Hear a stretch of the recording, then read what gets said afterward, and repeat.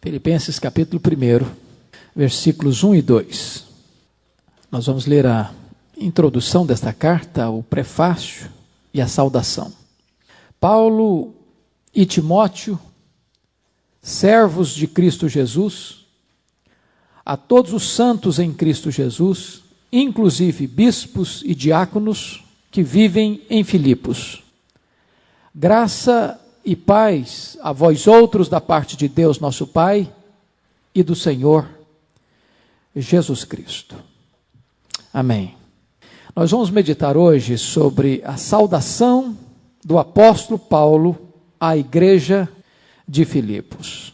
E eu quero, à guisa de introdução, focar 2 pontos, para mim, importantes, extremamente relevantes. O primeiro deles é que a carta de Paulo aos Filipenses é um recado de amor, é um bilhete de amor, é um memorando de amor, muito mais do que apenas uma exposição teológica. Esta carta é uma carta onde Paulo deixa transbordar o seu coração, cheio de alegria, cheio de gratidão, e seu profundo amor por esta igreja, que foi as primícias da Europa, que foi aquilo que ele chamou de sua coroa e de sua alegria. Esta igreja que se tornou a igreja mais próxima, mais amiga, mais companheira, mais sensível às necessidades do apóstolo, conforme ele relata no capítulo 4, versos 15, 16 e 18. Obviamente, não obstante ser uma carta extremamente pessoal, Paulo trata também nesta carta de grandes temas teológicos. Talvez nenhuma carta Paulo aprofunda-se tanto na questão da cristologia, como no capítulo 2, versículos 5 a 11.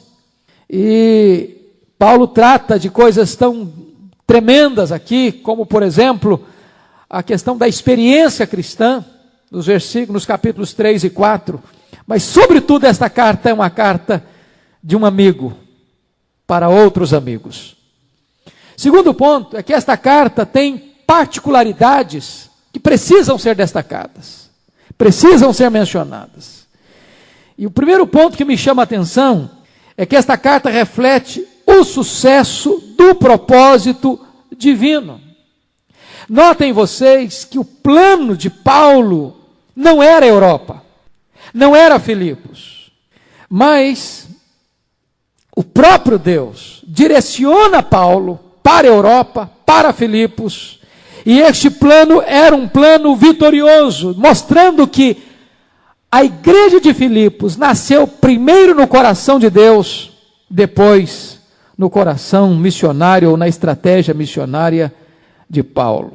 Esta igreja foi plantada por vontade de Deus, por direção de Deus, para a glória de Deus, e está agora produzindo os resultados e os frutos que exaltam e glorificam a Deus. Segundo ponto, esta carta reflete que o sofrimento pelo Evangelho pode se transformar em alegria no Evangelho. Porque quando Paulo planta esta igreja, Paulo rega o solo com as suas lágrimas, com o seu sangue.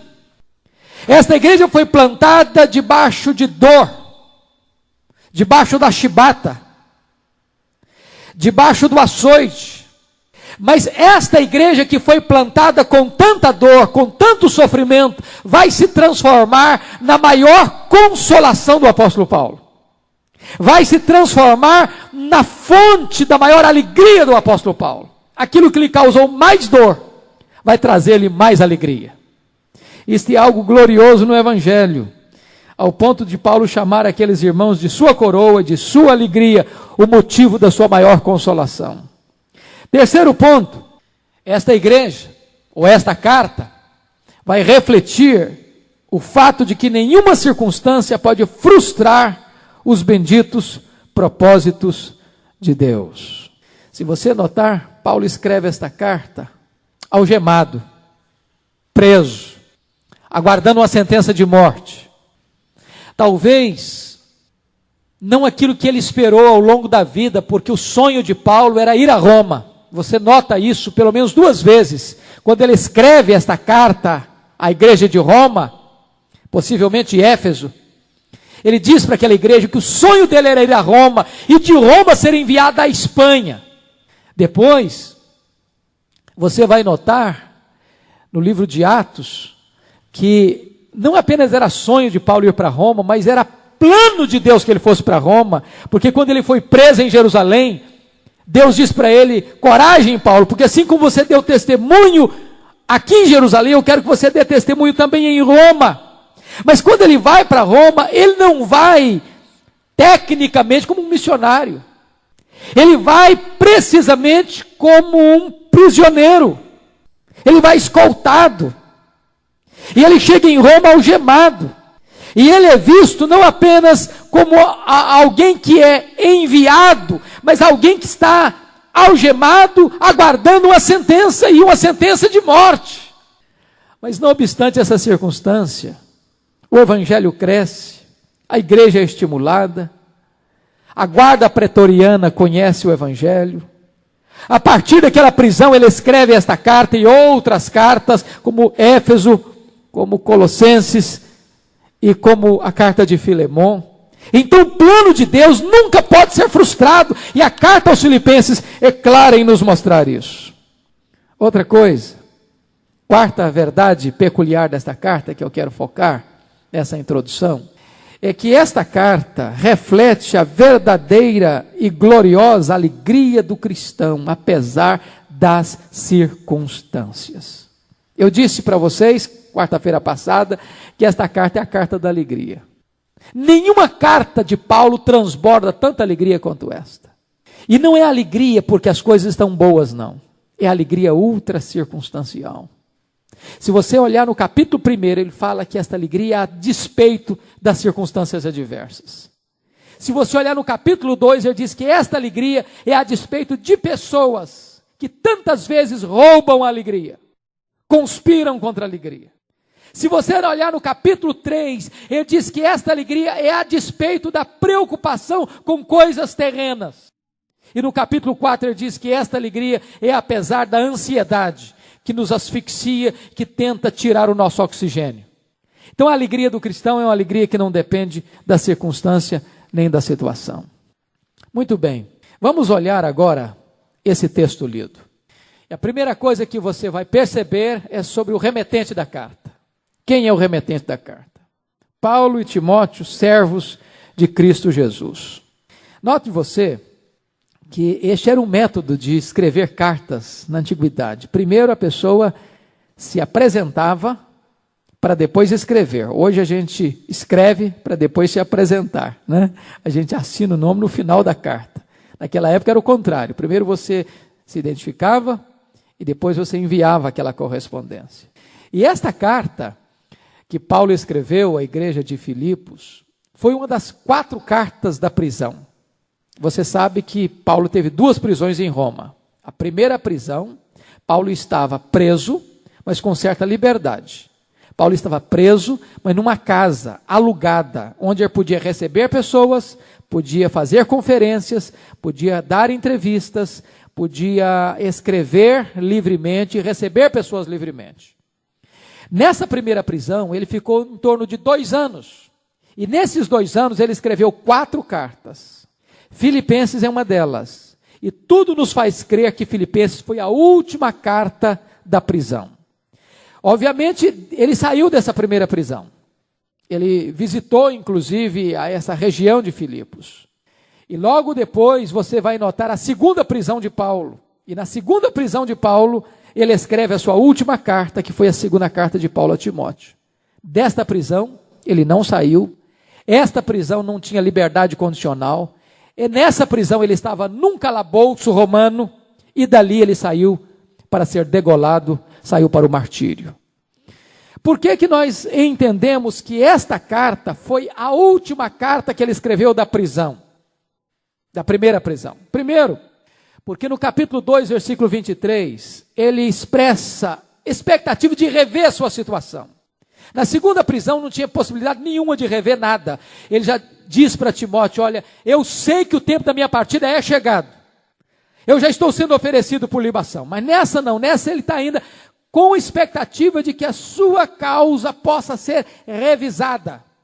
Segunda razão, houve tempo suficiente nessa prisão para que a igreja de Filipos tomasse conhecimento de que ele estava preso, que a igreja de Filipos se arregimentasse para levantar uma oferta, que a igreja de Filipos enviasse a ele de Filipos a Roma Epafrodito.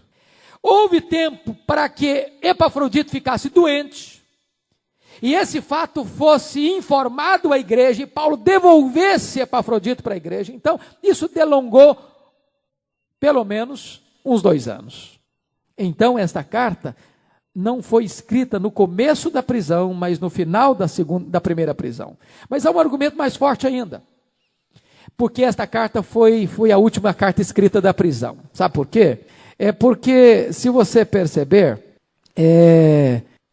na carta de Filipe, na carta de Éfeso e na carta de Colossenses e de Filemon, Paulo afirma que Lucas estava com ele.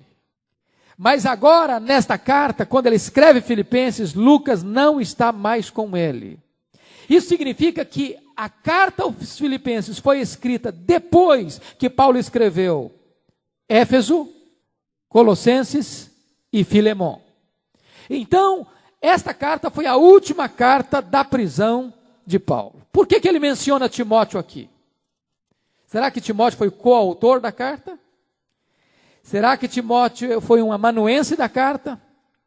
Será que Timóteo tinha parceria nesta carta? Não, não é assim.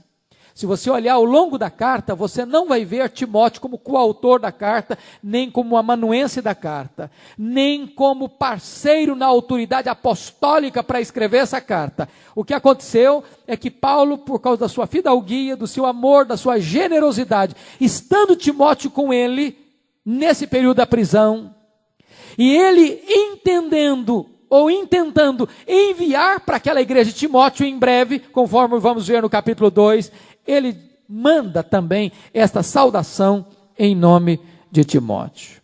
Eu queria que você agora parasse para olhar comigo sobre este homem, Paulo. Quem é este Paulo que está escrevendo esta carta? É muito importante entender. Primeiro, vamos ver Paulo como um grande homem. Paulo é a versão grega do nome hebraico, Saulo. Você vai ver que o começo do livro de Atos começa a chamar de Saulo. Saulo era o seu nome hebraico, o seu nome hebreu, enquanto Paulo era o seu nome grego. É por isso que quando ele começa a viagem missionária e começa a entrar num mundo profundamente marcado pelo helenismo, pelo mundo grego, o seu nome é mudado de Saulo para Paulo. Esse homem, ele nasceu na cidade de Tarso, ele era filho de pais judeus, embora não tenha nascido na Palestina. Ele recebe o título de cidadão romano, ele tem essa honra, esse privilégio de ser cidadão romano, mas ele é enviado para Jerusalém, ainda jovem, para aprender aos pés do grande mestre Gamaliel. Ele foi doutrinado e ensinado na seita mais estrita e restrita dos judeus, que era o farisaísmo, e ele então adquire uma cultura invulgar, ele tem uma personalidade muito forte, e este homem é o homem que vai ter uma liderança inequívoca no primeiro século, e este cidadão ganha também o espaço de ser um dos membros ilustres do maior concílio dos judeus. Ele era um membro do sinédrio judaico. Então era um grande homem do ponto de vista da sociedade daquela época. Segundo, Paulo, um grande perseguidor.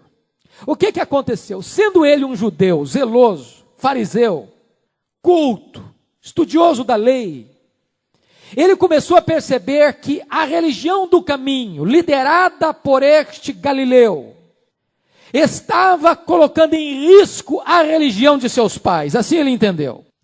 E se você perceber, ele se levanta como grande defensor do judaísmo, como grande bandeirante da fé farisaica, E ele entende que ele estaria prestando um grande serviço ao reino de Deus, perseguindo implacavelmente esta nova, entre aspas, seita chamada do caminho, esta religião do caminho, desses novos seguidores de um Messias, e ele se transforma no grande perseguidor da igreja. Se você perceber, ele entra nas casas, ele arrasta as pessoas, ele algema pessoas, ele açoita pessoas, ele prende gente, ele manda matar gente, e quando eles estão apedrejando Estevão, ele está lá dando o seu voto, se transformando no maior terror da igreja cristã. Uma coisa ele não percebera, é que perseguindo a igreja, ele não se apercebera de que ele estava perseguindo o próprio Senhor da igreja. Ele estava lutando contra o próprio Deus, e que quem toca na igreja de Deus, toca na menina dos olhos de Deus. Paulo, em terceiro lugar, um grande convertido. Note você comigo um ponto importantíssimo na conversão deste homem. Alguns pontos aqui merecem destaque. Primeiro, não foi Paulo quem buscou a Cristo, foi Cristo quem buscou o Paulo. Quando Paulo foi convertido, ele não estava buscando a Deus, ele não estava buscando a Cristo. Ao contrário, ele estava indo de encontro, na contramão, perseguindo a igreja, perseguindo o Senhor da igreja. E é interessante que esse é um fato que acontece com todas as conversões. Não é o homem que busca Deus, é Deus quem busca o homem. Não é o homem que acha Deus, é Deus quem acha o homem. Essa é a verdade absoluta sobre todas as conversões. Segundo lugar, não foi ele quem se rendeu a Cristo, ele foi rendido a Cristo. Note você que Deus primeiro, Jesus primeiro o jogou ao chão, o quebrou, o humilhou, o abateu. Ele não se rende voluntariamente, ele não se capitula por uma questão de análise lógica dos fatos. Ao contrário, enquanto respirava ameaças, diz a Bíblia que veio uma luz aurifulgente e ele foi rendido, ele foi jogado ao chão. Terceiro lugar, não foi ele quem gritou da terra ao céu, mas foi Cristo quem lhe bradou do céu à terra. Antes de ele tomar pé da situação, ele escutou uma voz: Saulo, Saulo, por que me persegues? Dura coisa te é recalcitrares contra os aguilhões. Então ele gritou da terra: quem és tu, Senhor? Eu sou Jesus a quem tu persegues. Note que a iniciativa foi de Deus, a iniciativa veio do céu. Quarto lugar, não foi ele quem entrou para o evangelho, mas foi o evangelho quem entrou nele. Ele está atordoado, completamente atordoado. Ele está cego. E agora diz a palavra de Deus que em vez de entrar em Damasco com uma chibata na mão, ele entra sendo segurado pela mão. Em vez de entrar em Damasco respirando ameaças contra a igreja, ele entra para se colocar de joelhos diante do Deus da igreja. Em vez de ele entrar em Damasco como terrível perseguidor da igreja, ele entra em Damasco como irmão dos membros da igreja. Em vez de ele entrar em Damasco como embaixador da morte, ele é transformado em embaixador da reconciliação. Em vez de ele entrar em Damasco para matar, ele entra em Damasco para orar, porque o evangelho o transformou. Quarto lugar, quem é esse Paulo? Ele é um grande missionário. Deus disse acerca dele logo depois da sua conversão: este é para mim um instrumento escolhido para levar o meu nome perante os reis, bem como perante os filhos de Israel. Notem vocês que maravilha isso. Aquele que era o maior problema é transformado na maior bênção. Aquele que era a maior ameaça se transforma no maior instrumento. Aquele que era o maior opositor do cristianismo transforma-se no maior apologeta do cristianismo. Aquele que era a maior ameaça à igreja transforma-se no maior plantador de igreja. Aquele que tentava destruir a igreja transforma-se no maior evangelista da igreja. Deus está revertendo a situação. Aquele que pensava que os gentios eram indignos do reino de Deus, é enviado como missionário aos gentios. Deus está mudando completamente a situação. Aquele que trazia cartas do Sinédrio para prender, agora envia cartas para salvar e para abençoar. Esse é o maior missionário da igreja. E preste atenção em 3 coisas. Hoje nós temos algumas coisas curiosas. Michael Green diz isso de uma maneira muito bonita. Ele diz o seguinte, que hoje os teólogos não querem ser missionários. Os missionários não querem ser teólogos. Paulo foi o maior teólogo da igreja, foi o maior missionário da igreja, foi o maior evangelista da igreja, foi o maior plantador de igrejas da igreja primitiva. Este homem fez 3 viagens missionárias, percorreu a Europa, percorreu a Ásia, chegou ao coração do império em Roma. Ele escreveu mais do que qualquer outro no Novo Testamento, autor da maioria dos livros. Foi o maior plantador de igrejas. Este homem foi certamente o maior teólogo, o maior evangelista, o maior apologeta, o maior plantador de igrejas de toda a história da igreja primitiva. Mas note vocês, 5º lugar, Paulo, um grande amigo. É encantador você notar como é que ele abre essa carta. Paulo e Timóteo, servos de Cristo Jesus. Se você for verificar as cartas que Paulo escreveu, apenas 3 cartas ele não se dirige como apóstolo.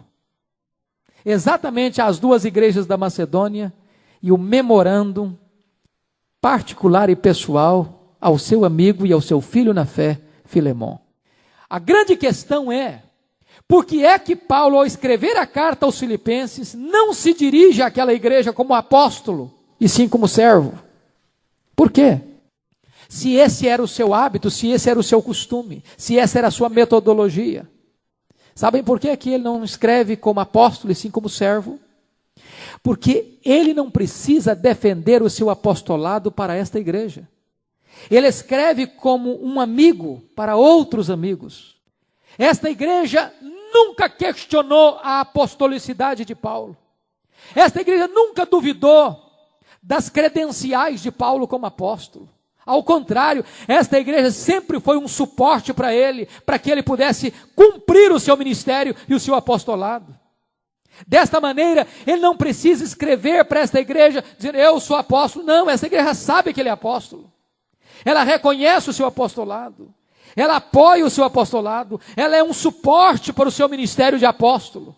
Ele escreve como um amigo, como alguém íntimo, como alguém achegado. Esse é um fato extremamente importante de destacar. Mas notem que agora ele se apresenta como servo. Paulo, servo de Cristo Jesus. O que é que ele quer dizer com isso? Esta palavra servo aqui é a palavra doulos. E doulos é mais do que servo. O servo é alguém que tem direito e que tem liberdade de ir e vir. O servo é aquele que pode escolher a quem quer servir. O servo é aquele que pode trocar de senhor. Mas doulos não. O doulos é um escravo. Ele é propriedade de alguém.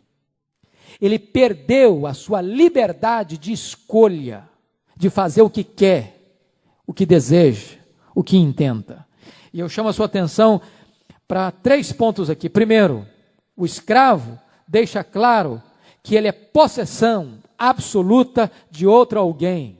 Paulo, ao se dizer servo de Cristo, dizendo, a igreja de Filipos, eu sou propriedade do Senhor Jesus.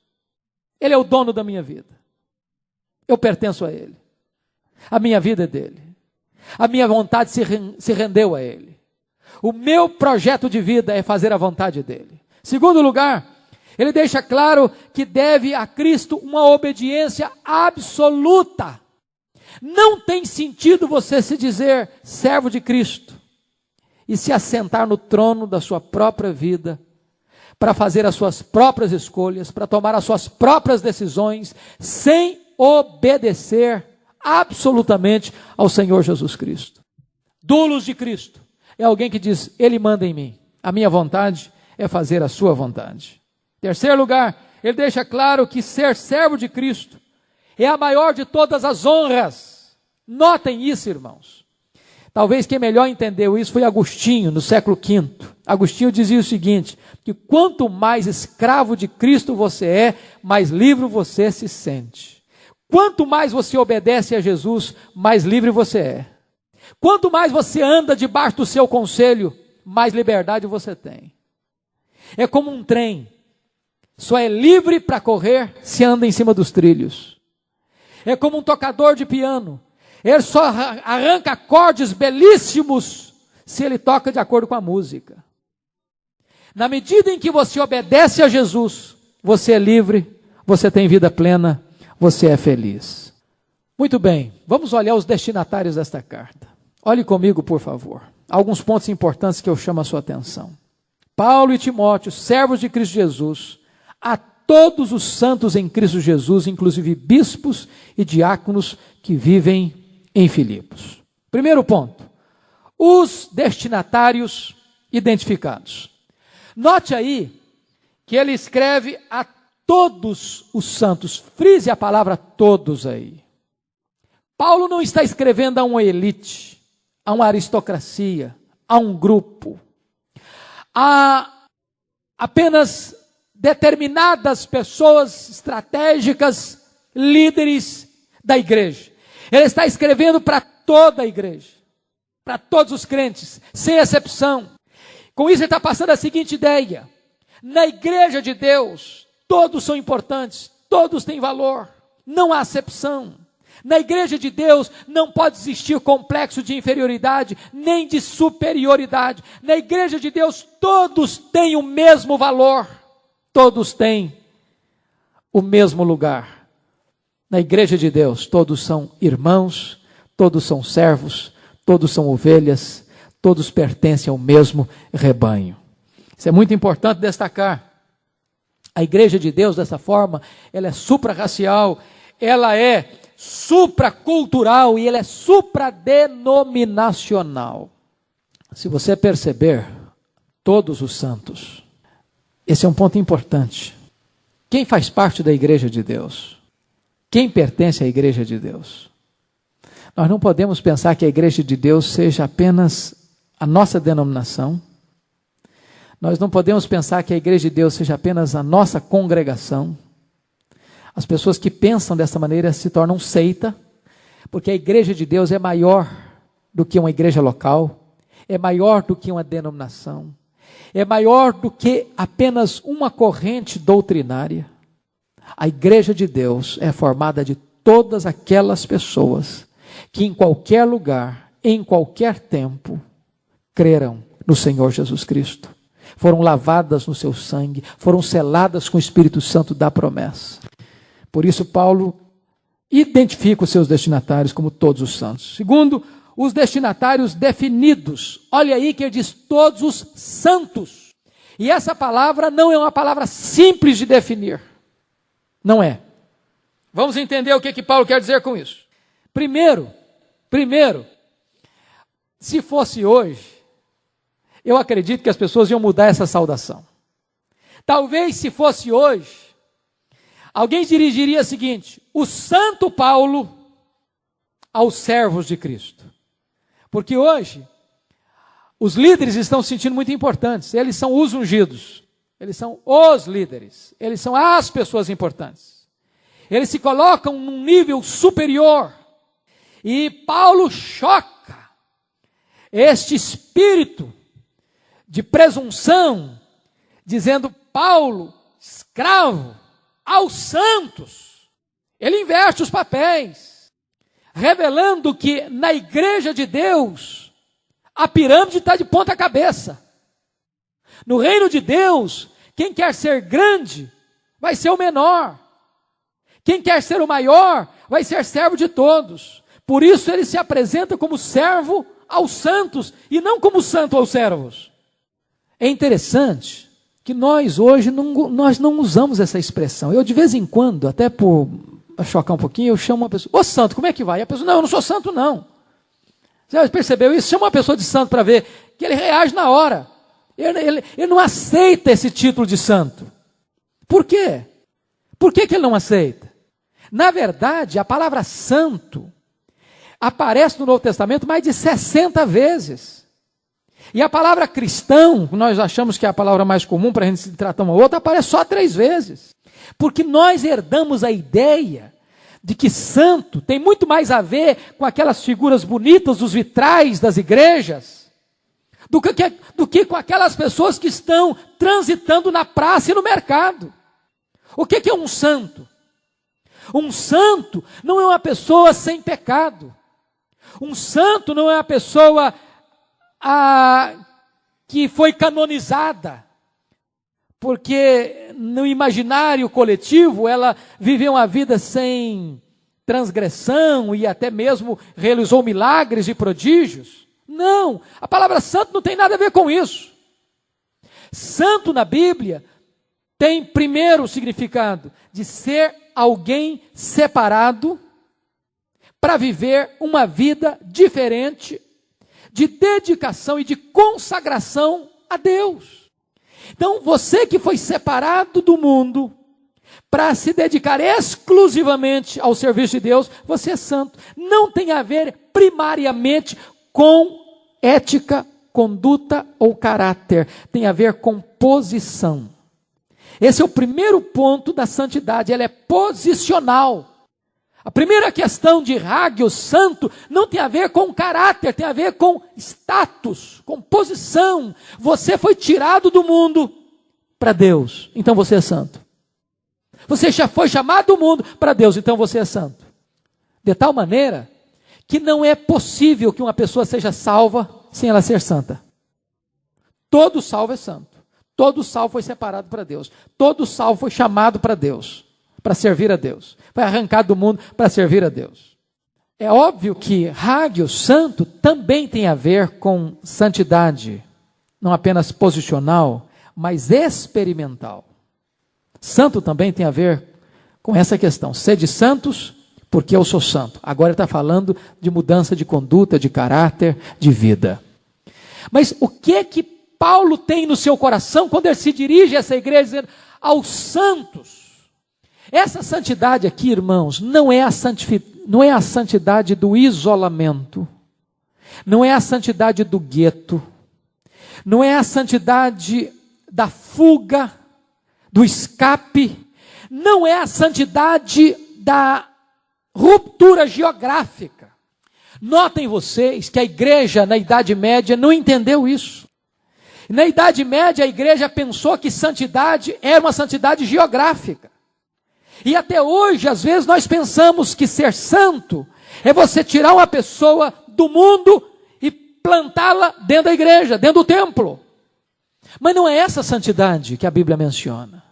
Jesus Cristo disse: Pai, eu não rogo que os tires do mundo, mas que os guardes do mal.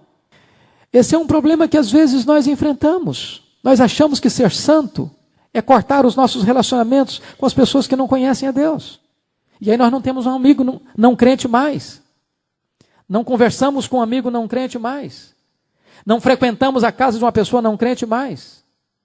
Nós perdemos a capacidade de estar presente no mundo como luzeiro do mundo. Nós nos tornamos sal no saleiro. Porque criamos a ideia equivocada de que santidade é uma santidade geográfica, é uma santidade de isolamento, é uma santidade de afastamento geográfico do mundo. Jesus chocou os fariseus quando ele tinha a capacidade de entrar na casa de um publicano e participar de uma refeição com um publicano. Jesus chocou os religiosos da época porque ele conversava com gente que não era piedosa. E eu quero dizer para você que quando Paulo está se referindo aos santos, ele não está pensando nesta santidade geográfica. Ele está pensando em duas coisas. Primeiro, de que essas pessoas foram chamadas para pertencerem a Deus, para serem diferentes, para serem consagradas para Deus. Segundo, ele está pensando em pessoas que foram transformadas e que estão sendo transformadas à imagem de Jesus Cristo, recebendo então o caráter de Deus, sendo santo como Deus é santo. Mas vamos ver outra coisa. Em terceiro lugar, os destinatários detalhados. Olha você no verso 1, quando ele diz: a todos os santos em Cristo Jesus, inclusive bispos e diáconos que vivem em Filipos. Preste atenção aqui num ponto importantíssimo. Paulo não se dirige aos líderes e depois à igreja, aos liderados. Ele se dirige aos liderados e depois aos líderes. Por quê? Por que ele está fazendo isso?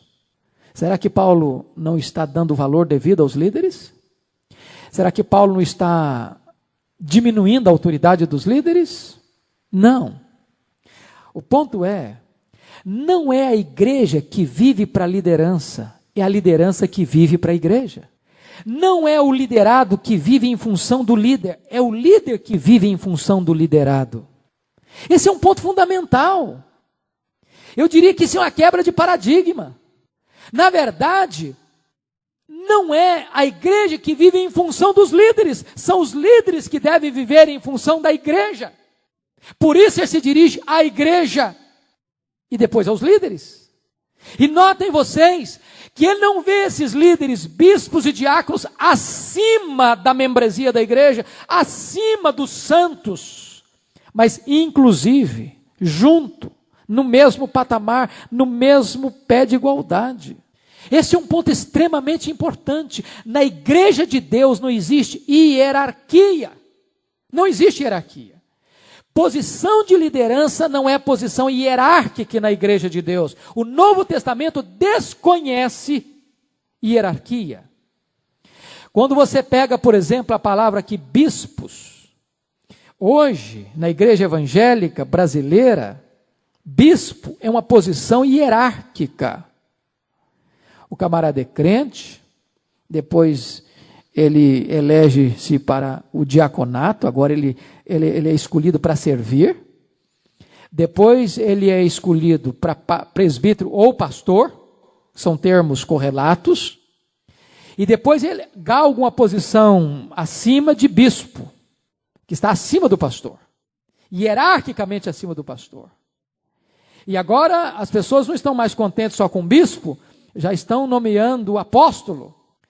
E agora apóstolo também está democratizando muito, e já tem um cidadão no Brasil que agora é o pai apóstolo, ele é o pai dos apóstolos, ele tem que ser acima dos demais apóstolos.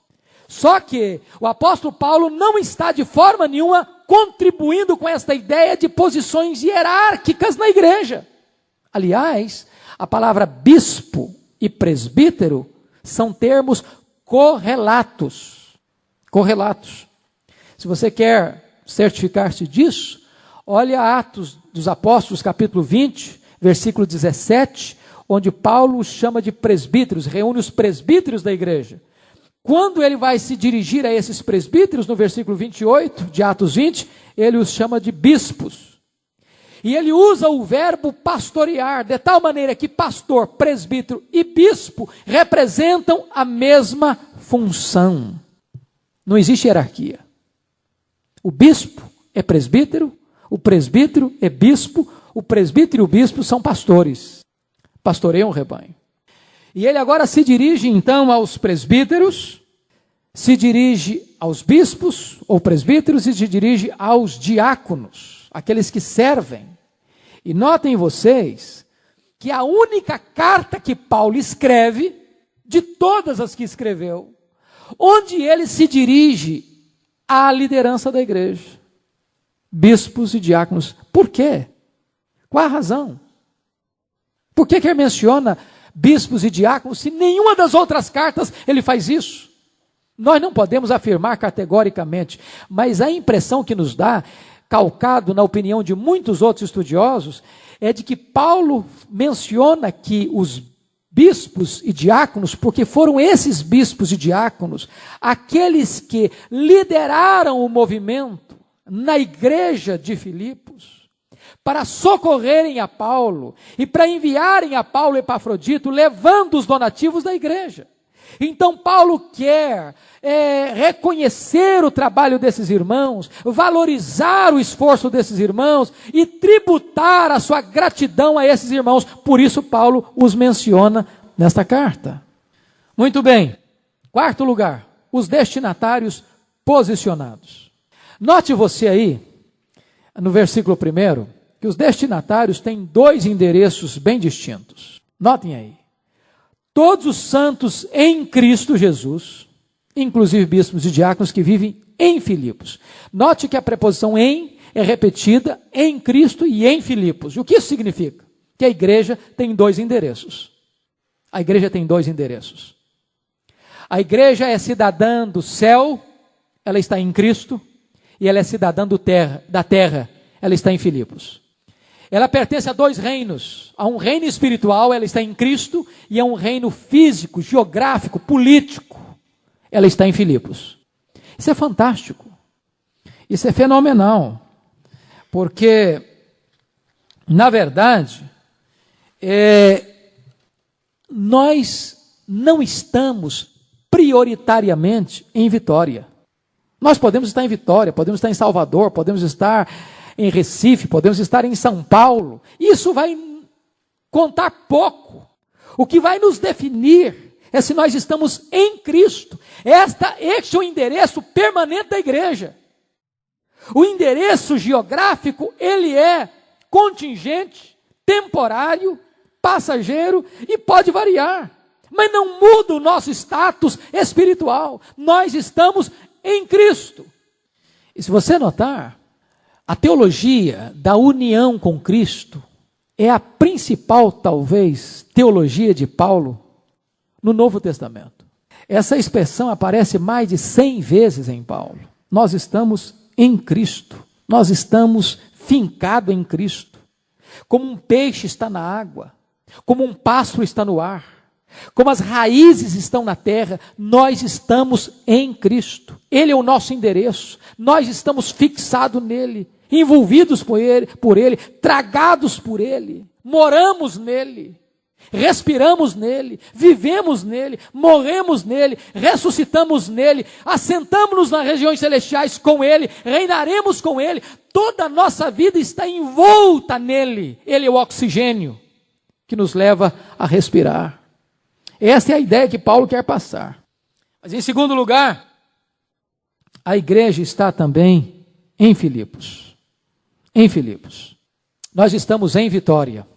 E se nós estamos em Vitória, a igreja que está em Vitória, passa dificuldades, passa lutas, passa crises, enfrenta lágrimas, enfrenta choro, enfrenta doença, enfrenta luto, enfrenta morte, enfrenta quedas, enfrenta perdas, enfrenta prejuízos, enfrenta desencorajamento. A igreja que está em Filipos, a igreja que está em Vitória, enfrenta perseguição, enfrenta problema de heresias, enfrenta ataques de fora e temores por dentro. Esta igreja passa por muitas vicissitudes, mas a igreja que está em Cristo é mais do que vitoriosa. Esta igreja está sólida, firme, sobranceira, triunfante e ninguém pode abalá-la. Isso é maravilhoso saber.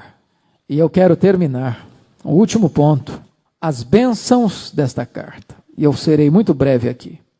Em primeiro lugar, a natureza da bênção. Versículo 2, graça e paz. Graça e paz. Esta é uma maneira que Paulo está tentando saudar a igreja, usando o termo grego, graça, charis, e usando o termo hebraico, paz, eirene, shalom. Estas duas expressões juntas, Paulo está dizendo o seguinte: eu quero que vocês recebam toda a sorte de bênção física, material, temporal, espiritual e eterna. Graça e paz é como que um pacote, e dentro desse pacote estão todas as bênçãos, sejam elas materiais, sejam elas físicas, sejam elas temporais, sejam elas espirituais, sejam elas eternas. É uma síntese de todo tipo de bênção. Graça é a decisão de Deus de investir, de abençoar quem não merece ser abençoado, quem não tem razões em si mesmo para ser abençoado. E isso é uma coisa maravilhosa, porque é pela graça que você e eu somos salvos. Não há mérito, não há razão para Deus ter nos escolhido, para Deus ter colocado o coração dele em nós. Eu te pergunto, que mérito tinha Saulo de Tarso? Que mérito tinha ele? O cara estava matando os crentes, perseguindo a igreja, perseguindo Jesus, respirando ameaça, um terror. Por que que Deus o amou? Porque a causa do amor de Deus está nele mesmo e não no objeto amado. Isso é graça. Graça é favor que eu não mereço. Por isso que esta bênção é espiritual. Mas eirene, paz, shalom, não é apenas paz no sentido de ausência de problema. Esta paz não tem esse significado de paz de cemitério. Esta paz significa um bem-estar geral, seja físico, seja material, seja espiritual. Esta paz, ela tem dois significados, você vai perceber isso. Ela é paz fruto da reconciliação com Deus, é paz com Deus. Ela é fruto da intervenção de Deus, ela é paz de Deus. E na carta aos Filipenses, Paulo vai falar desta paz de Deus, desta paz com Deus e deste Deus da paz. Então esta é a bênção que Paulo traz para a igreja, uma bênção completa. E aqui, deixa eu só dizer para vocês, porque isso virou costume às vezes nas igrejas. Você já escutou isso? Uma pessoa escreve uma carta, graça e paz. A pessoa se levanta no púlpito e graça e paz, irmãos. Virou saudação, virou cumprimento. Na verdade, nós precisamos parar e refletir o que é que nós estamos dizendo, o que é que nós estamos desejando. Isso tem que ser muito mais do que apenas uma saudação de uma carta ou uma saudação verbal num lugar público. Graça e paz é você se apropriar da bênção superlativa de Deus, física, material, espiritual e eterna. Vamos ver, segundo lugar, qual é o alvo da bênção? Olha aí versículo 2, graça e paz a vós outros. Então essa bênção não é para uma elite, não é para alguns, não é para um grupo apenas da igreja ou para a liderança da igreja, é para toda a igreja indistintamente. Tá? Indistintamente. E finalmente, a fonte da bênção. A fonte da bênção não é Paulo, não é a igreja, não é um concílio. A fonte da bênção é Deus Pai, é o Senhor Jesus Cristo. E note você, que hoje, muitas vezes, nós estamos também incorrendo neste erro no meio evangélico. É muito comum você estar no meio evangélico e uma pessoa, um pastor, ou um pregador, ou um líder, começar a abençoar o povo, como se ele fosse a fonte da bênção. Eu te abençoo, eu ordeno a minha bênção sobre você. Na verdade, quem abençoa é Deus. Ele é a fonte da bênção. Paulo era um apóstolo. Ele tinha autoridade apostólica. Mas ele não abençoou o povo. Ele não diz, receba a minha bênção. Eu abençoo vocês. Ele diz, graça e paz da parte de Deus, nosso Pai, e do Senhor Jesus Cristo. É muito importante entender isso. Você e eu não somos a fonte da bênção. Nós somos receptáculos dessa bênção, canais dessa bênção, mas não somos a fonte. A fonte é Deus. A fonte é Deus. Temos que entender isso. Irmãos queridos, eu paro por aqui. Esta carta, a sua mensagem, seu conteúdo, começa propriamente a partir do verso 3. Essa é a saudação desta carta. E eu gostaria que você pudesse fazer aquele exercício devocional que eu sugeri no começo. Você lê essa carta com 20 minutos. Se você tomar a decisão, e algumas pessoas têm feito isso aqui na igreja, eu fiquei feliz. Algumas pessoas me falaram, estou fazendo isso, está sendo uma bênção. Procure ler uma vez por dia essa carta. Tente fazer isso durante esse mês. Nós vamos gastar um mês e pouco para expor essa carta toda. Você vai perceber que a sua vida espiritual vai ter um plus, vai ter um avanço. Porque esta verdade de Deus vai encher seu coração. Que Deus te abençoe. Que Deus te dê graça. Que você saia daqui hoje cheio da graça e da paz da parte de Deus e do Senhor Jesus Cristo.